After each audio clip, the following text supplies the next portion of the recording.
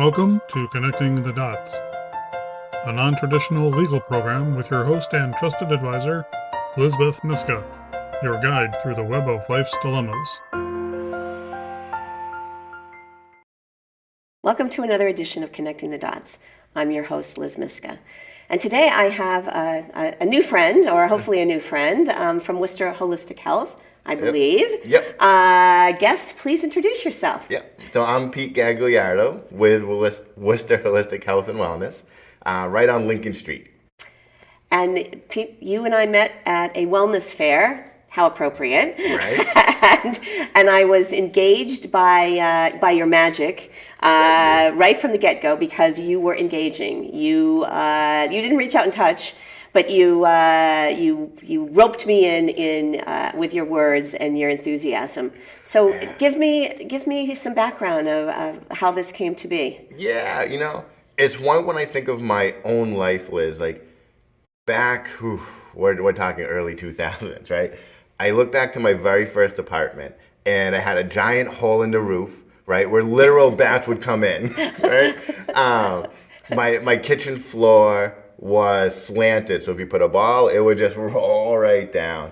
And my car at the time, the alternator was blown, so I had to plug it in to charge it every night when I got to work, plug it in, just so I could make it to and from work. Now, that was my life for years, and I was like, is this it for me? In a rut, yeah. Is this my life now? And I didn't want it to be my life, but I also didn't know what to do. And I think like most people in this world, I started getting self-help books, right? And they would help me so far, and I would at least be able to recognize the problem. Okay. But as far as changing it, I didn't do a whole lot, right? That's when I started reaching out to the holistic side because I didn't really want to do medication. I didn't really think that was the answer for me. And so I started finding, life coaches and even hypnotists and NLP practitioners, a whole bunch of different people. And man, within a year, I got a house, I got a new car, I even got a new job. And looking at everything in that moment, when I was able to get all those things, the only thing that changed really was me, right? How I saw myself, how I saw the world, how I saw where I could go, And that was like the springboard that went, well, if I can do this, others, anyone can do this. And that took me on my course of learning as much as I can to start with just helping my friends, right? Helping my family. And then going, wow, like they're doing really good. I feel selfish to keep it to myself. I want to share. Yeah. And that's when I started reaching out and actually starting helping other people. And but that's how it all started. When you said self-help, it sounds like you were motivated and you were disciplined. How did you combat, sorry, the word bad, sorry. How did you combat your own, feelings of doubt? And then how did you convince others that this really works? And I guess, another thing that I would, I'll let you respond. I'll let you respond. I would be lying if I said to this day, I don't feel doubt. I would be lying. Mm-hmm. We always feel doubt, right? Yeah, we're human beings. We're human beings, right? Doubt is such a natural part of our existence that I learned to accept it, right? But I also learned to accept that doubt is just who I am now, not who I'm working to become. And when I realized that part of it and accepted it, right? Acceptance is a big part of every part of our life, because whether it's doubt or anger or fear or frustration, these are all good emotions, right? We get taught at a young age, you should never be angry, right? Right. But the truth is, they're there for a reason.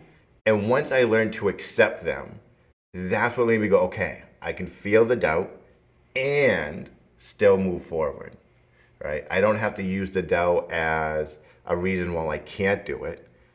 It lets me be like that, okay, this means I got to go a little bit slower, but I can still move. This is interesting to me because when I became legally blind in 2008, I transitioned from being a very confident person, upright in the world, to feeling diminished and small and small and plagued with that sense of, how do I do this? How do I do this? And what you're describing resonates with me, because it's just like, okay, I have to figure it out. I have to move. I have to move forward. I can't just become panic-stricken and paralyzed and rooted to the ground. Yeah. And even if it means, and what you also said reminds me of a journey, even if it means I have to retrace some steps, yeah, that's not a failure. Yeah. Because you're moving. Yeah. You're moving. Yeah. Maybe not in the direction that you thought. Maybe not up. Maybe backwards. Yeah. But not down. So like, there's one universal law that I love, because it applies to like this very thing.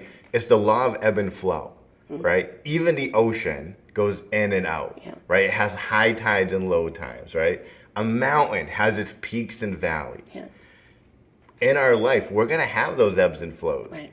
And believe it or not, he's a marketer, but I love it. He goes, if you are in a valley at a low, he goes, you're not at ground zero, because you still have all the experience from the peak. And he goes, as long as you hold on to that experience in the valley, you just have to go up even quicker, right? You're a little bit stronger. You can handle a little bit more.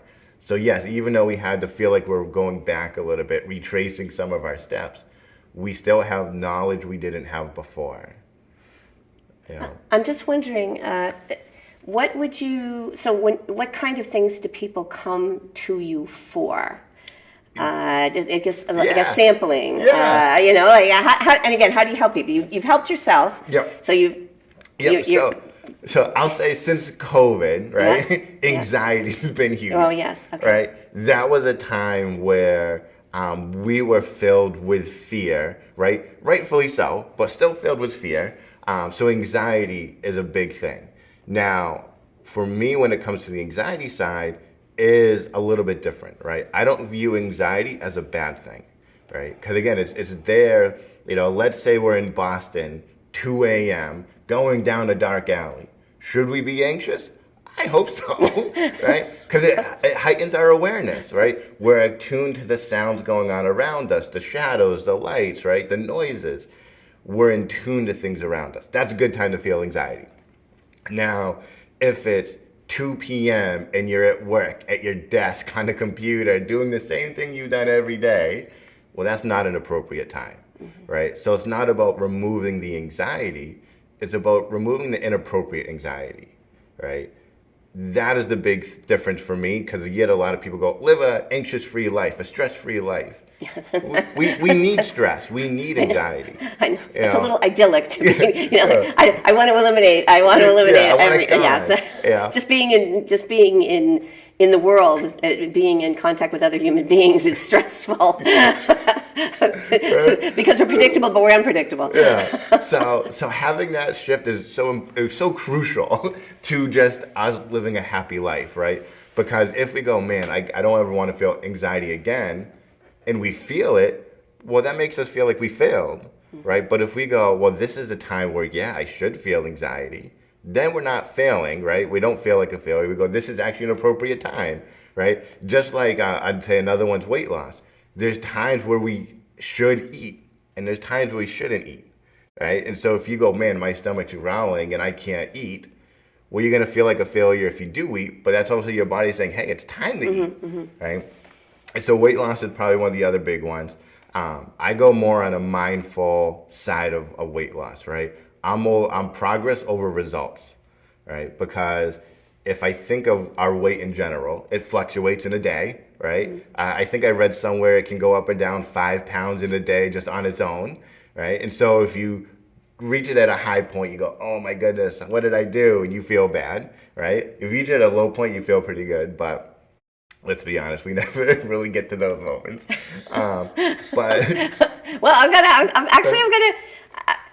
Because this is interesting. I'm a word person, not a number person. I've never been a number person. And I don't know how much I weigh, and I don't want anyone to guess either.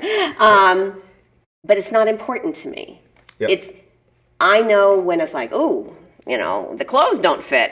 It's like, there's time we got to do something, and rather than just shrug and say, oh well, it's I'm stressed, so I'm eating, or and so food becomes the comfort, or it's just in my mind, it's like, oh, Liz, you got to do something, and again, not to boast, but I've always been very physically active. When I was 16 years old, see, there's a number that I will attest to. I was 16 at one time.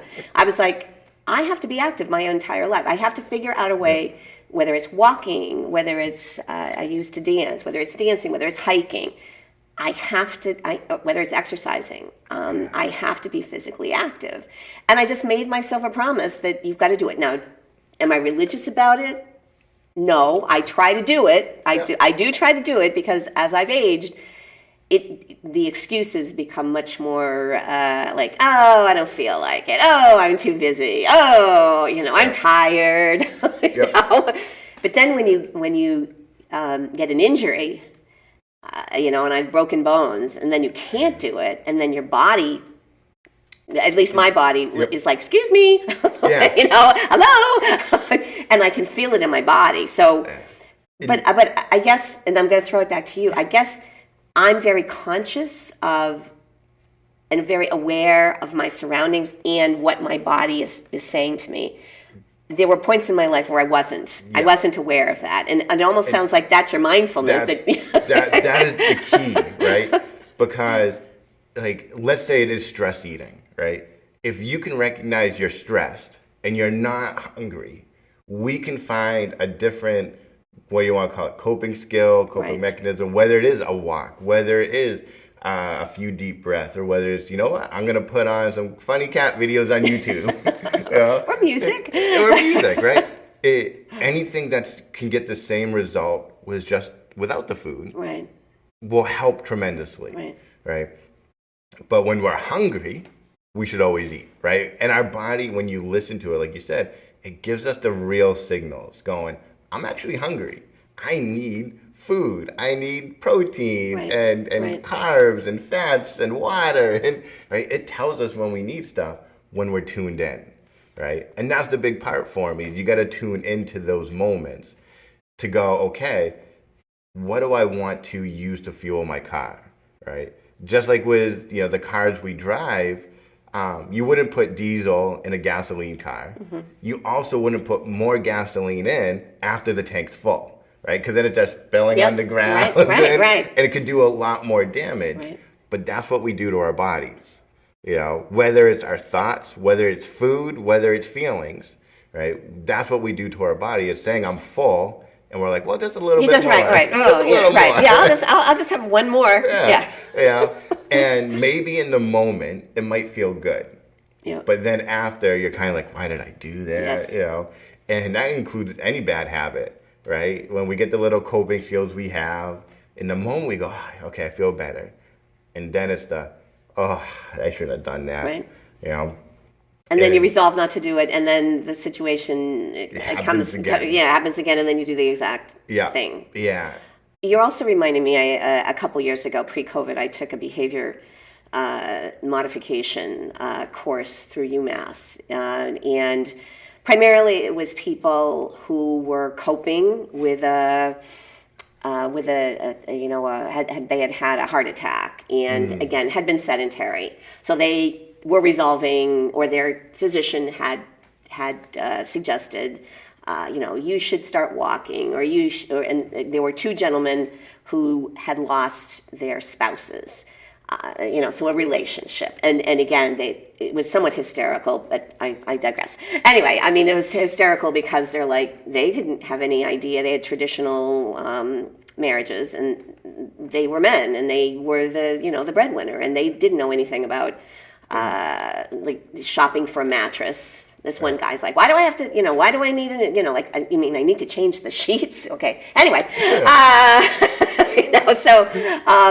but and there were different segments. So there was, again, addictions to alcohol or drugs or food, but also an aversion to physical activity or solitary pursuits.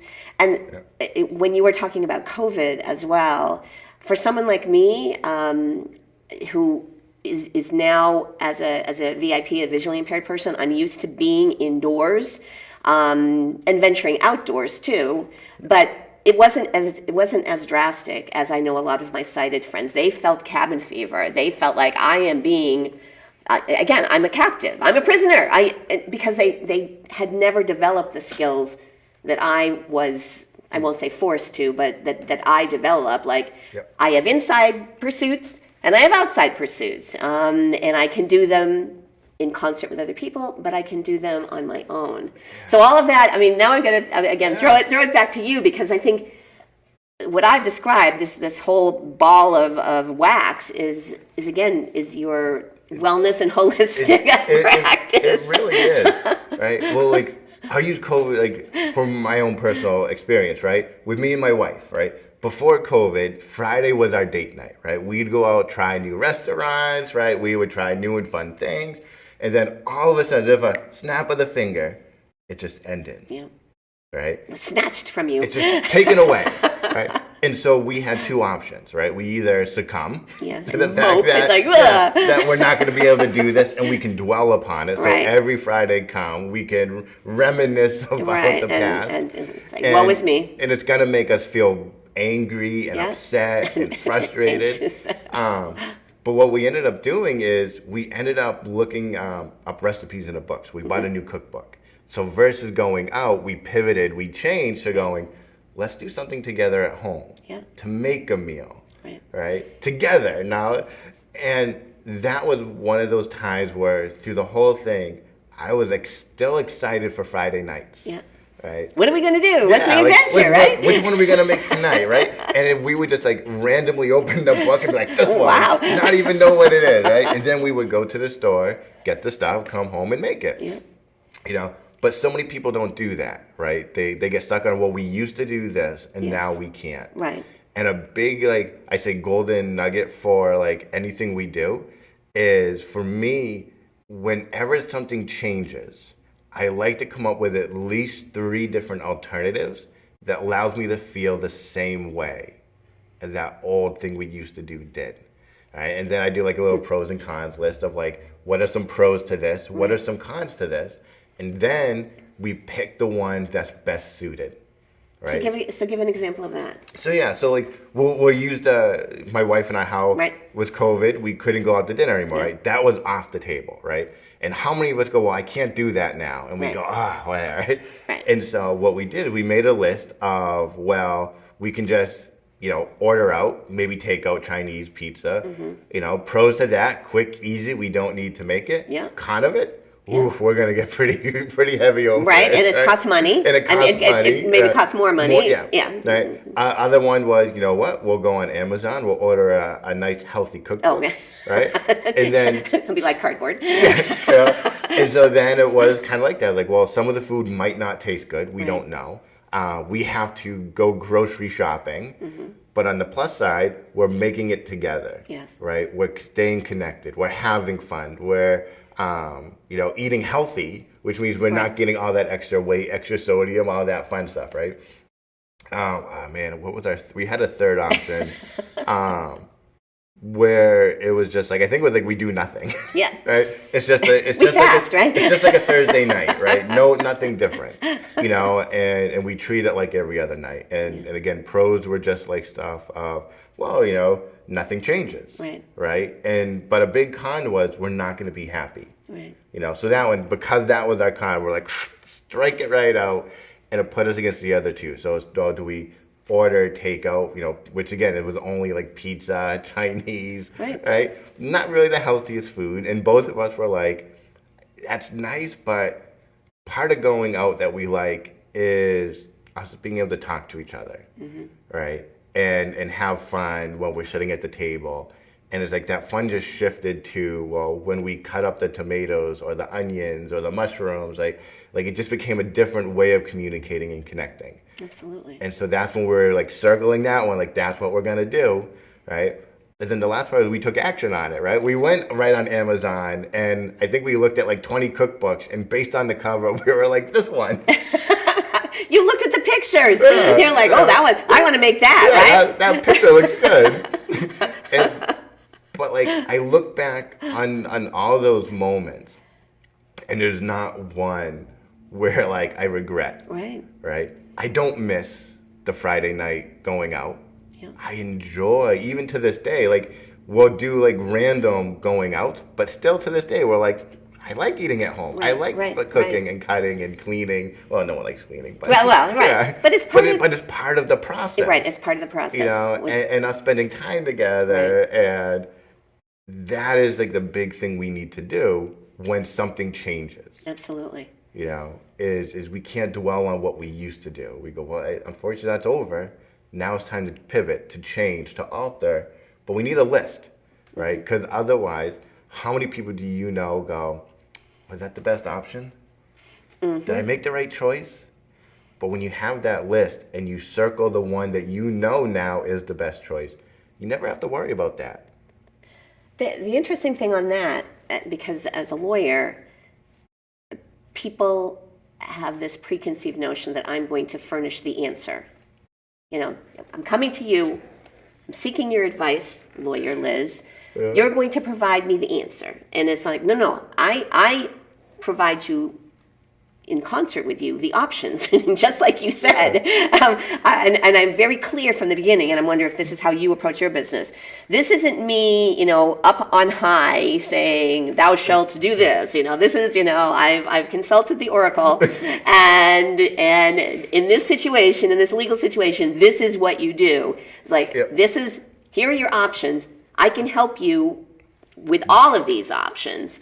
But I'm not going to do it for you. I'm doing it with you, and you're not going to play the blame game if you're like, you told me to do this, and it didn't work. And I'm wondering if that's what happens with some of your clientele, where they're like, I want to lose weight, and it didn't happen. You know, I need to get into this dress for this wedding, you know, and it didn't happen, and you're to blame, Peter, because. Have you had situations? Yes. Okay, all right. That is one where I very much like you. I always tell people it's not my job to live your life. Right? It's my job to help you live your best life. Right. You know? And that isn't like, yes, because there are people who are like, Pete, like and sometimes they're unrealistical. They're like, Pete, I got 4 weeks. I need to lose 80 pounds. Right, exactly. And I have to be like, well, let's take a step back for a second. Even if that happened, that's not healthy. Right. It's extremely dangerous. But then we get to really look at, I say a perfect example for when it comes to people who want to lose weight. They do really good Monday through Friday, right? They're very regimented. Yeah. Because their day is pretty much planned. Yep. Then comes Saturday and Sunday. Yeah. The unplanned day. Yeah. And they only had one pizza. And all of a sudden they're like, why am I not losing weight? I'm doing this. Right. It's like, well, what are you doing on these 2 days? And when we look at it, they're like, oh, right? Carb loading. and so we just create little changes, right? For me, it's never an all or nothing, right? Even for myself, right? I'll never say you have to give up donuts or cake or ice cream or pizza, but it comes at a cost. So if you're going to have that pizza, what are we going to take away to make sure that pizza's okay? And then you get to weigh the options of, is it worth it? Right. Or should I get something else? Right. Because sometimes it might be worth it, right? For a birthday party, Christmas, holidays. All those times can be worth it to go, you know what? Yeah, I'm going to have. I'm splurging, right? Yeah. And then go, all right, so now Monday comes, I'll just do a little change to my breakfast, a little change for my lunch this next couple of days. That'll get me back on track. So on a scale, it'll be like up, and then it'll be down, right? Because we have to be okay with that. That's just life, right? Yeah. We have our good moments and our bad moments, our highs and our lows. And when we can look at it and go, okay, what can I do to enjoy this high moment? Right? Even though we look at the scale, we go, the number's going up. What can we do to enjoy it? Because we know what we're going to do to remedy it. See, now I'm again. When you were talking, all I could think of was a female with the dress numbers. In other words, I want to be a size, and then the visual of, what does a size 2 look like? Okay, it's a teeny tiny little thing, and realistically, your body type. Were you ever a 2? And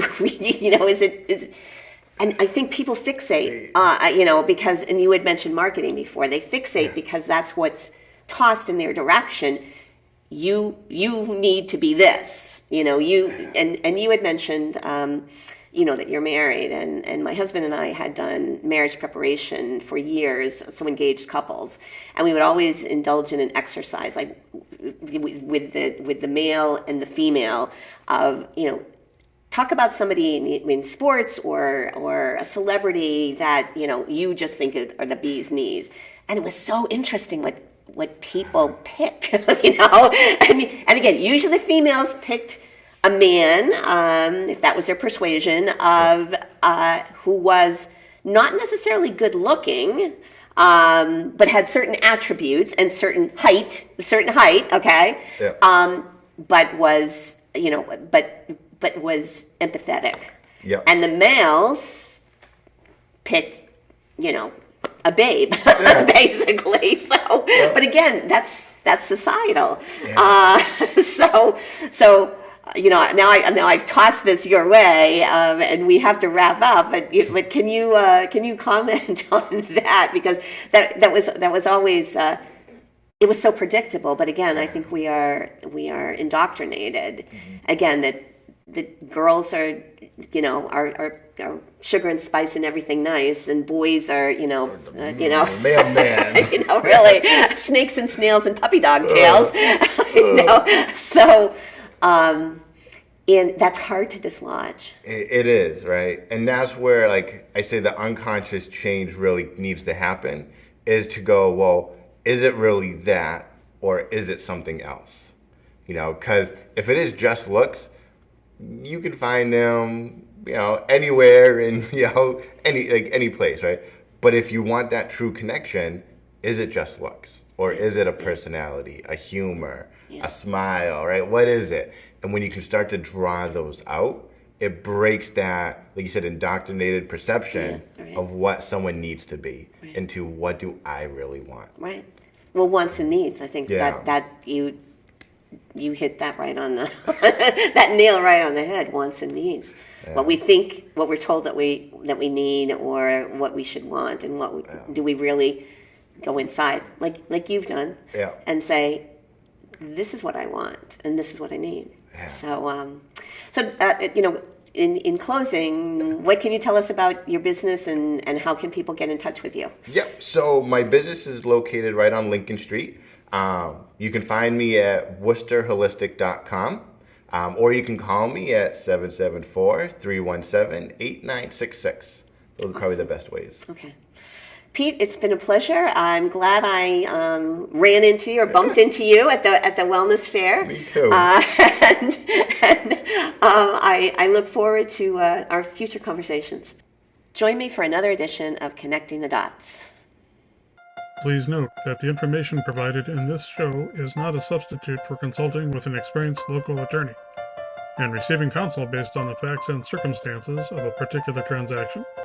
To contact Lizbeth, email her at lisbeth@elizabethlmiska.com or call her office at 508-753-7681. We're online at connectingthedots.lawyer.